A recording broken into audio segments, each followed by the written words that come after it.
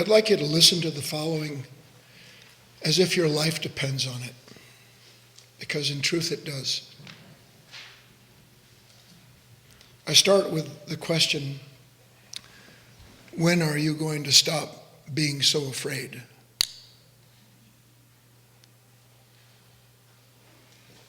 Now that has immediate implications across the board for every person on this planet who, having been crushed by their culture,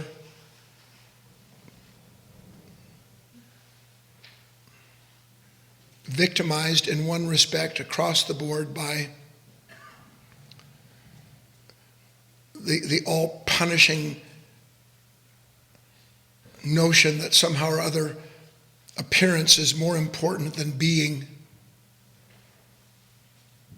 have become so timid and wrongly self-reflecting that their lives, your lives, are much closer to ruin than they are to realization. But you don't suspect that, which is one of the reasons that we have a place like this. There's only one way that you will ever have true courage. One way and one way only. It won't be because you have money. It won't be because people throw themselves at your feet and say, you're beautiful, you're handsome, you have power, loan me something. It'll be because you have put yourself inwardly in a place, in a relationship with the very nature of strength itself.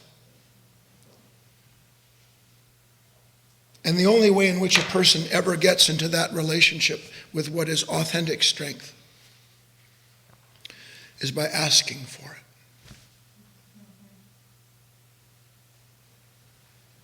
And I don't mean asking for it when you fall down. I mean asking for it with every breath that you take. And you ask for it with every breath that you take because you understand you're living in a body with a heart and a mind that is dedicated to your destruction. That's how you learn to ask every moment, because you see beyond the shadow of a doubt that unattended as your hearts and minds are, broadly speaking, all you can do is think about yourself. Me, me, mine, mine, more, more. Or no, no. Now, it is an esoteric fact, and you can dispute it all that you want. It won't change a thing. That the only way in which a person can have this relationship with this divine, the word courage, wisdom, love, kindness, justice, they're all synonymous, is by making an exchange.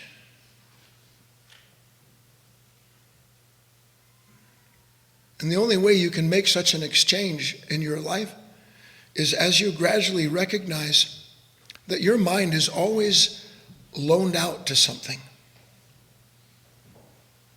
Even as I'm speaking, it's always loaned out to something. And because it's loaned out to something, you're always in debt. You would think that if you loan something out, something would be in debt to you. But it's just the opposite.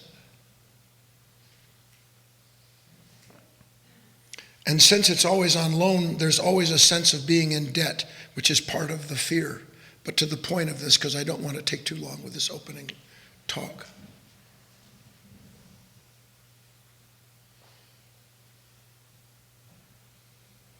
If you don't, in your life, begin to understand what it means, I have to be very careful with the words I'm going to use. If you don't find out what it means to stand up for truth, to stand up for what is right and good, if you don't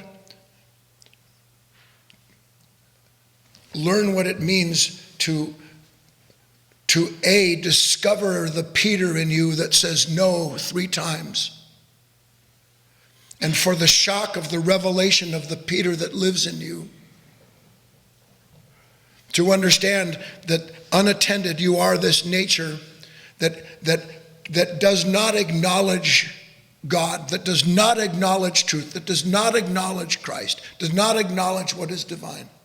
If you don't begin to recognize that and then decide that in spite of how you feel, you're going to stand up for it. Now, how does one stand up for it?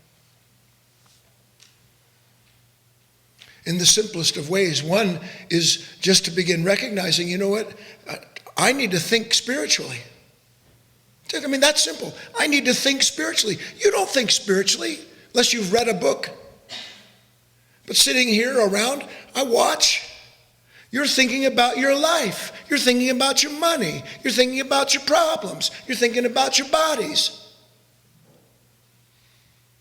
Or you're thinking in some mechanical religious term for whatever reason by which perhaps to judge someone. But the point is, and now I finish this, learn what it means to speak up for God inside of yourself.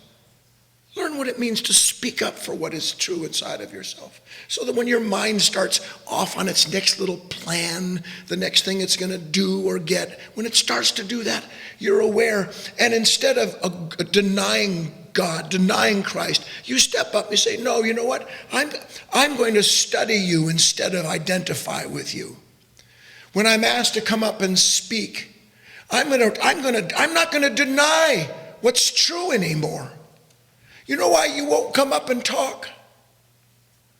Because if you were to come up and talk, you would see the truth of yourself, which means the reason that you don't come up and talk is because you don't want to see the truth of yourself. And the only way a man or a woman can be convinced not to see the truth of themselves is if they believe more in what punishes them than in the promise of being released from the punisher. That's the only way.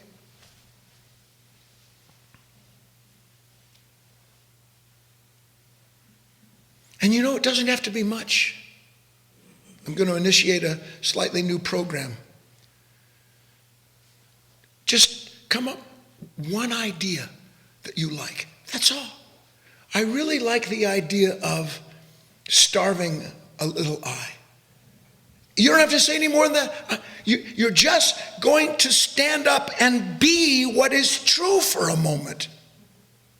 Do you understand? I'm going to embody what I say I love. When you sit there and think about what you love but don't embody it, you aren't embodying it.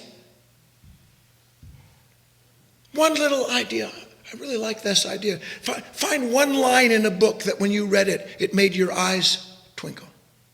Oh, that's so cool. I don't know what it means, but it's cool. Why? Because I have emotion towards it. I feel something for the truth. If you don't feel something for the truth doesn't feel anything for you. That's the summary of it.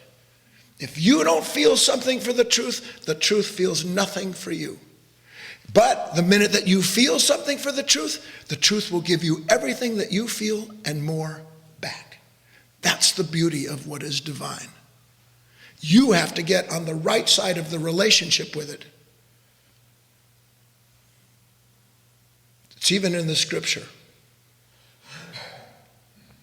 Those who say they know me but don't, let alone those who deny me. You feel something inside of yourself that wants to say something true, that wants to do what's right, and you don't do it. That's truly missing the mark. That's truly missing the mark. You can't miss the mark if you let the arrow go of truth. You cannot miss the mark if you let the arrow of truth go. It's impossible. All you have to do is pull the bow, meaning go against the tension, the resistance, and then let it fly. Say what you feel. Don't try to be intelligent. You can't succeed at it anyway. When you see, I'm serious, you see what you think are intelligent people, you see very clever machines. That's all you see in what you think is an intelligent human being, a very clever machine. Stand up for what is true.